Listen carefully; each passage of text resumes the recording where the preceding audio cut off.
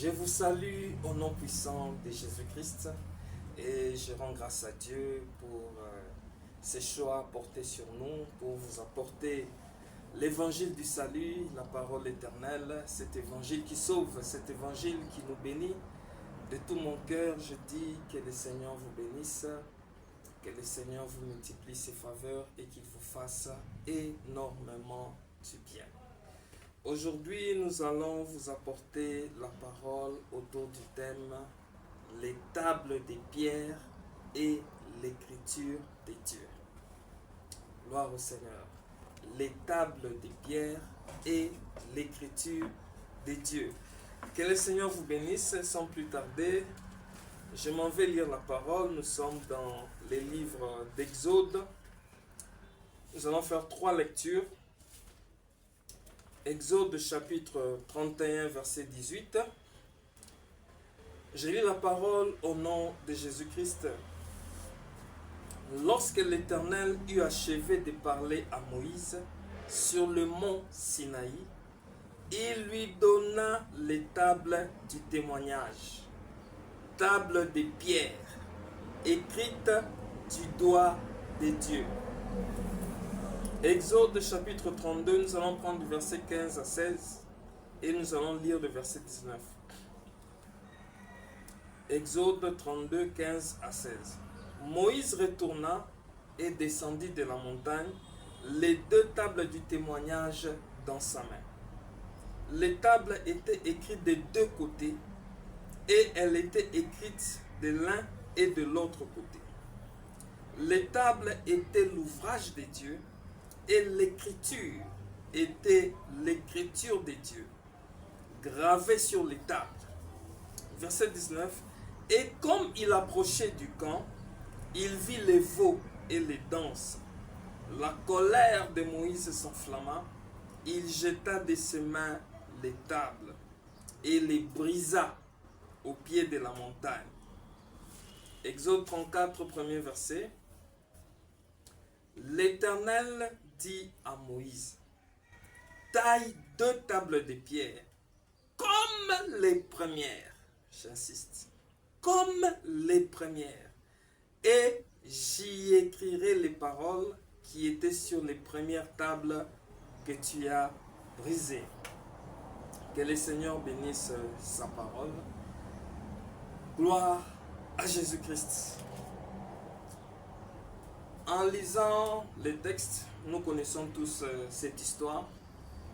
Lorsque Israël est sorti d'Égypte, après, lorsqu'ils sont arrivés à Sinaï, Dieu va appeler Moïse sur la montagne pour s'entretenir avec Moïse, pour lui parler, pour lui donner ses instructions.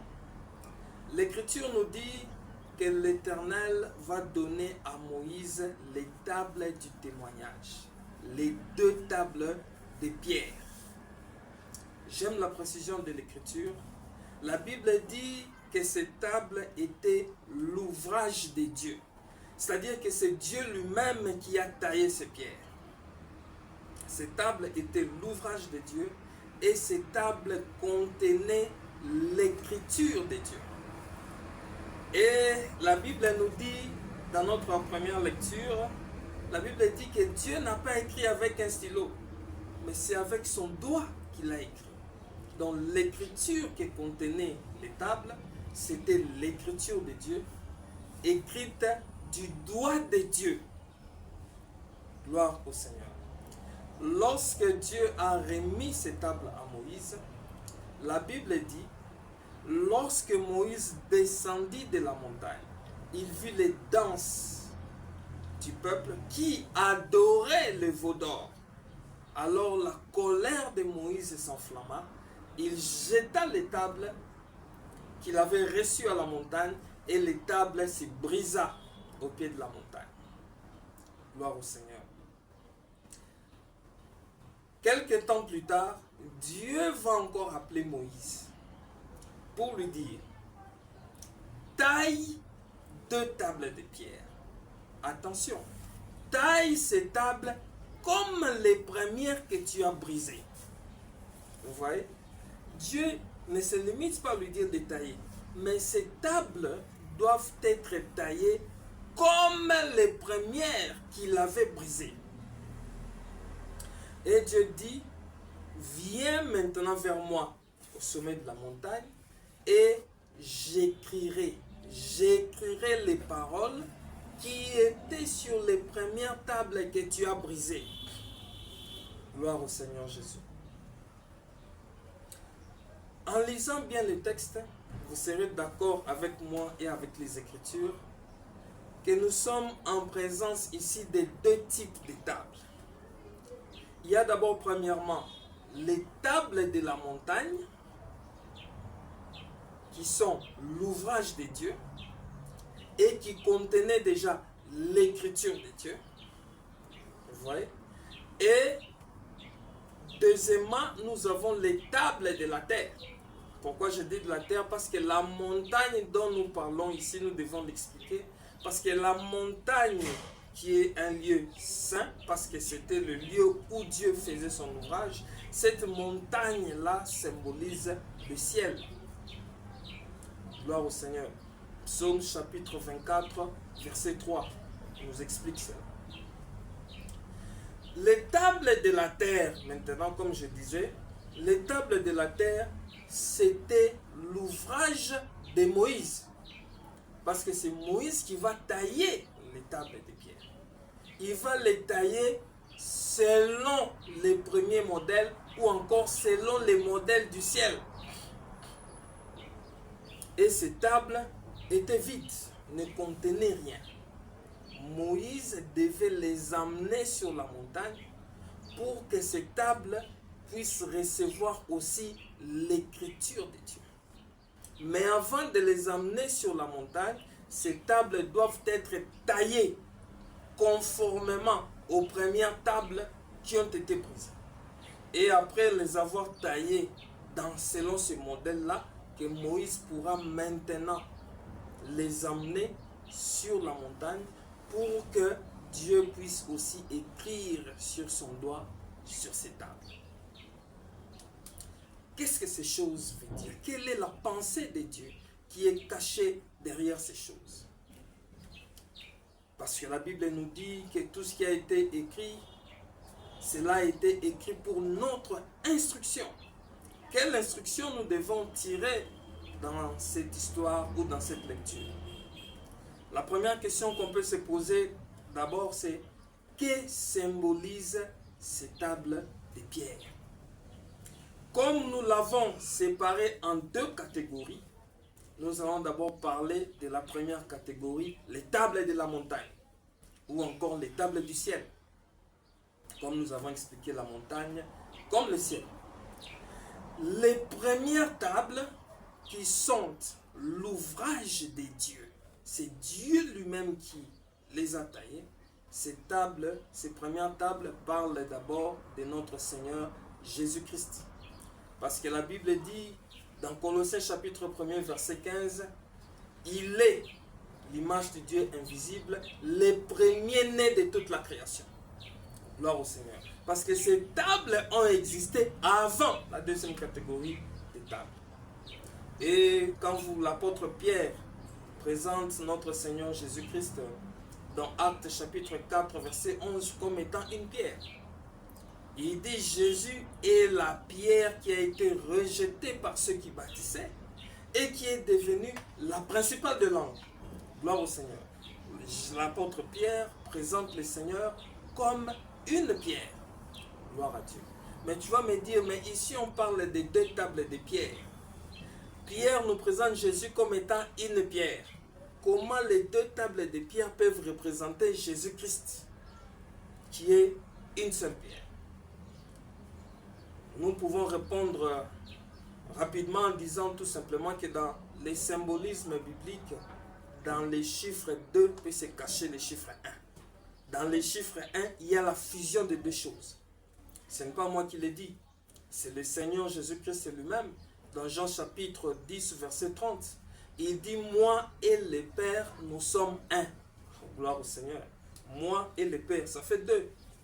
Mais il dit « Moi et le Père, nous sommes un ». D'ailleurs, ce n'est pas le seul verset où on parle du chiffre 2 comme du chiffre 1. La Bible dit aussi, l'homme quittera son père et sa mère et s'attachera à sa femme. Les deux deviendront une seule chair. Gloire au Seigneur. Vous voyez? Donc dans le chiffre 2, il y a le chiffre 1. Parce que le chiffre 2 dont nous parlons ici, c'est le Père et le Fils qui se sont assemblés dans un seul corps, qui est le corps de notre Seigneur Jésus-Christ. Gloire à Dieu. Les deux premières pierres, ou les pierres de la montagne, comme nous l'avons dit, symbolisent notre Seigneur Jésus-Christ. Mais remarquez, ces pierres viennent de la montagne, viennent du ciel. Mais ces pierres ont été manifestées au peuple par Moïse, parce que c'est par Moïse que ces tables vont descendre sur la terre. C'est tout simplement pour dire que Jésus-Christ va naître sous la loi. Parce que Moïse, ici, Moïse symbolise la loi. Parce que la Bible dit, vous lisez Moïse chaque jour dans les synagogues. Les Moïse que l'on lit dans les synagogues, ce n'est pas l'homme Moïse, mais c'est plutôt la loi. Donc Moïse symbolise la loi.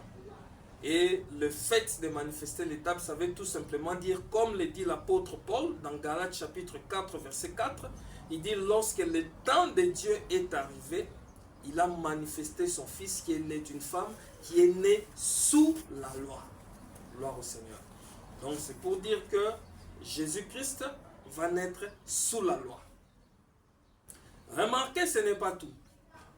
Moïse qui descend avec les tables de la montagne, Moïse voit les peuples en train de célébrer devant les veaux d'or. Moïse va jeter les tables qui vont se briser. Gloire au Seigneur. Or, les brisements des tables, ça nous parle de l'œuvre de la croix. Les brisements des tables. Nous allons lire Ésaïe chapitre 53, verset 5, pour comprendre la pensée. Ésaïe 53, verset 5, la Bible dit ceci. Mais il était blessé pour nos péchés. Là, on parle du Seigneur Jésus. Il était blessé pour nos péchés, brisé pour nos iniquités. Le châtiment qui nous donne la paix est tombé sur lui, et c'est par ses meurtrissures que nous sommes guéris. Ici, Ésaïe parle des souffrances que le Seigneur Jésus-Christ devait endurer, ces souffrances qui devaient finir à la croix, c'est-à-dire par la mort. Donc, le fait de briser les tables, ici il dit qu'il a été brisé à cause de nos iniquités. C'est-à-dire qu'il est mort, il a souffert, il est mort à cause de nos iniquités, à cause de nos péchés. Donc le brisement des tables, ça parle de l'œuvre de la croix. Mais remarquez, c'est lui qui jette les tables pour les briser. C'est encore Moïse qui brise les tables. Donc cela veut dire que si Jésus-Christ est mort, il est mort selon la loi. C'est la loi qui a tué Moïse, qui a tué le Seigneur Jésus-Christ. Ce n'est pas moi qui l'ai dit, c'est la Bible. Je suis dans Jean chapitre 19. Jean chapitre 19. Lisons le verset 7. Et écoutez ce que les Juifs vont dire à Pilate. Les Juifs lui répondirent, nous avons une loi. Et selon notre loi, il doit mourir parce qu'il s'est fait fils de Dieu. Oh, gloire au Seigneur.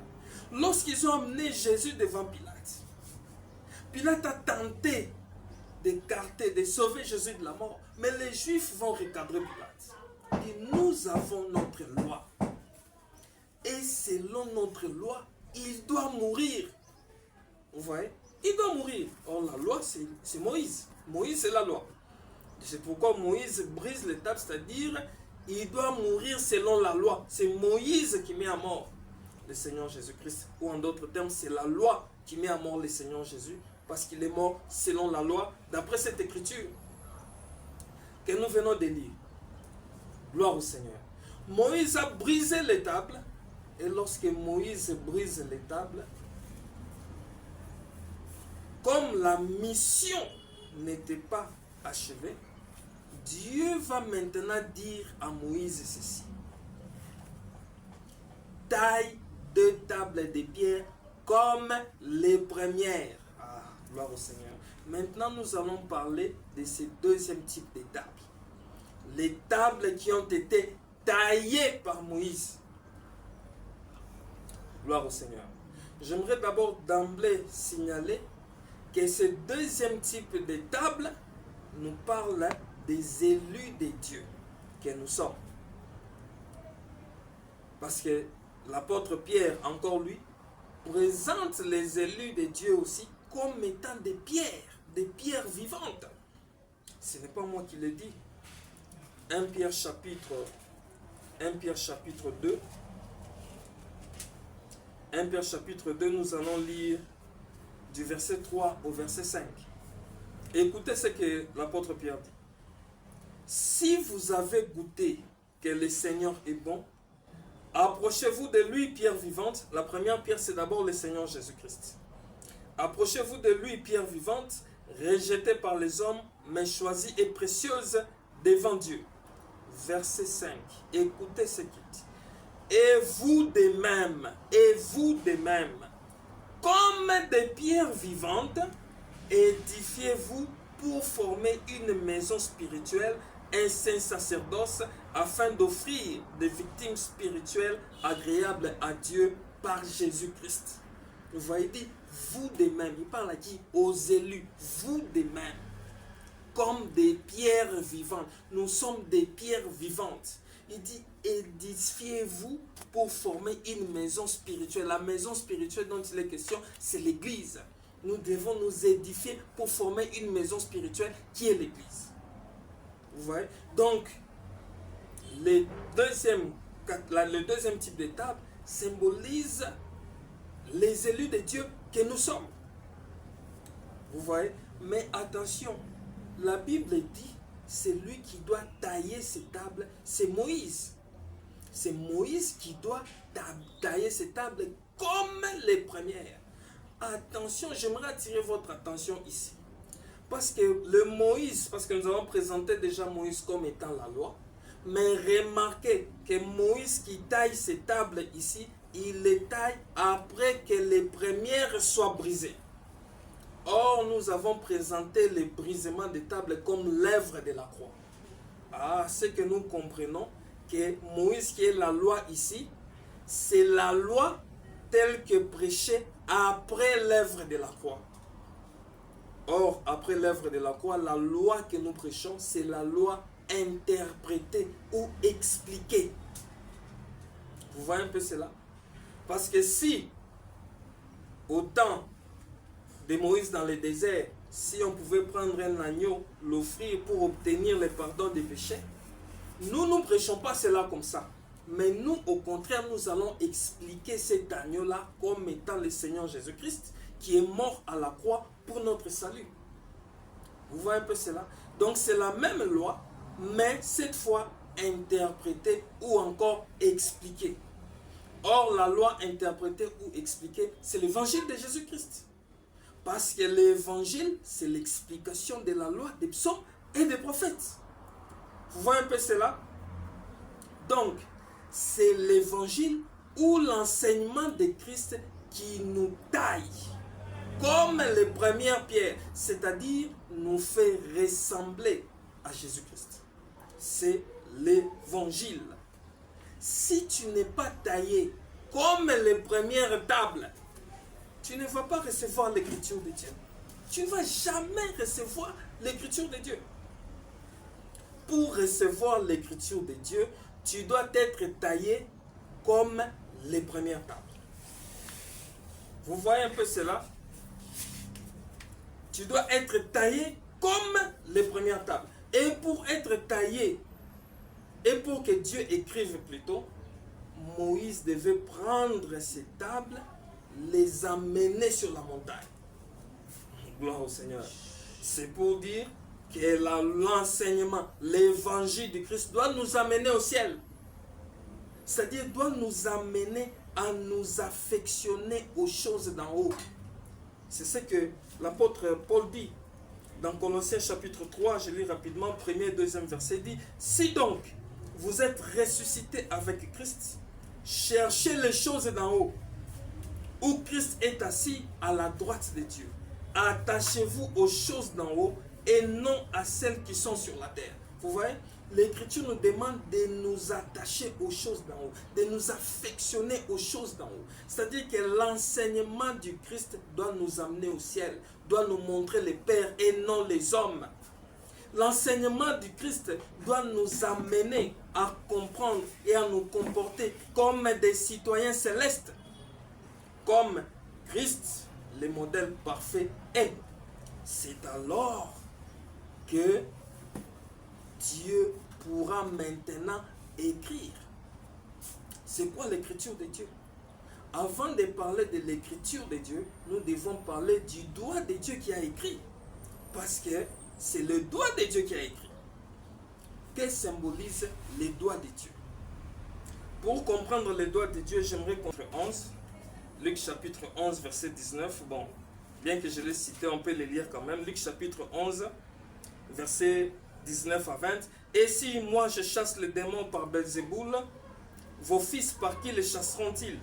C'est pourquoi ils seront eux-mêmes vos juges. Mais si c'est par les doigts de Dieu que je chasse les démons, le royaume de Dieu est donc venu vers vous. Vous voyez?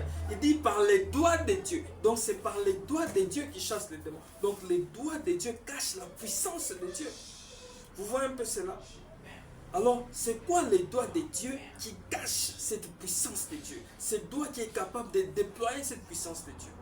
Luc chapitre 4, verset 14. Écoutez ce que l'Écriture nous dit dans Luc 4, 14. La Bible dit ceci.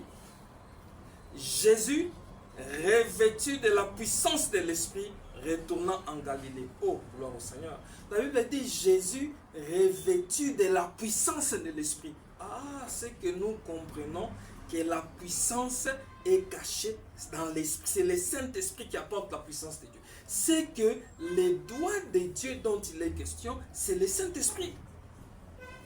Vous voyez un peu cela? Parce que c'est le Saint-Esprit qui amène la puissance de Dieu. La Bible dit, vous recevrez une puissance lorsque le Saint-Esprit surviendra sur vous. Et même les magiciens de Pharaon avaient compris cela. Dans Exode chapitre 8, au verset 15. Lorsque Moïse a jeté la poussière de l'Égypte en l'air, c'est devenu l'époux.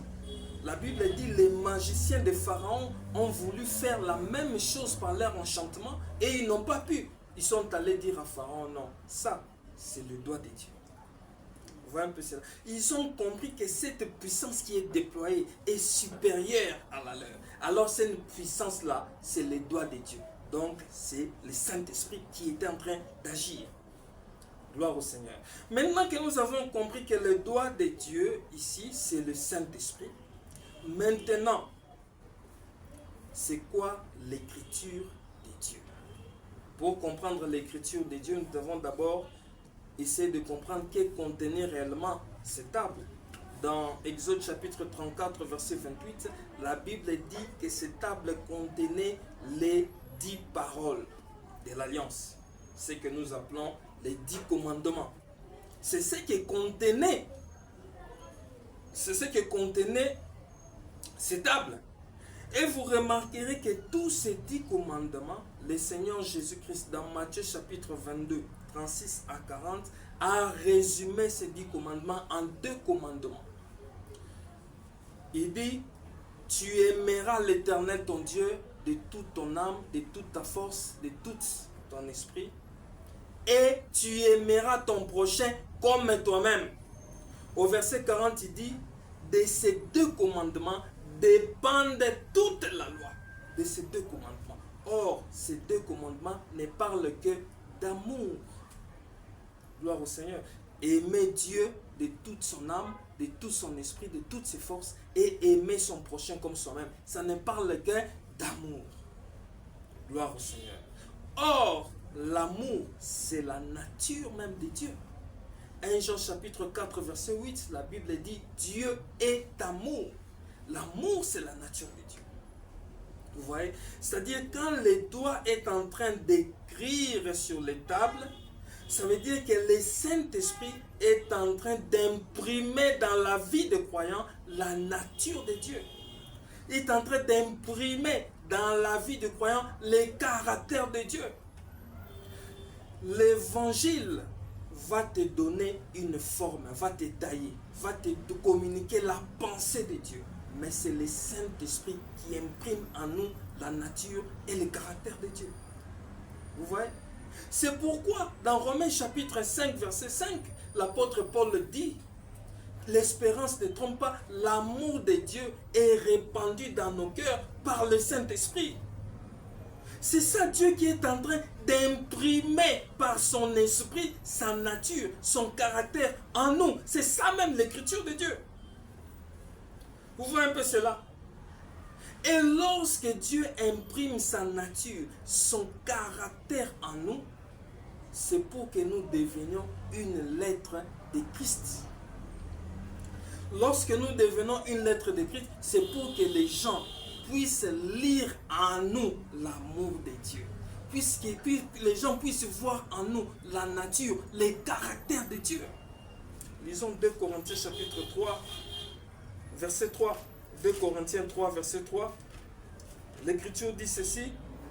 Vous êtes manifestement une lettre de Christ, écrite par notre ministère, non avec de l'encre, mais avec l'Esprit du Dieu vivant.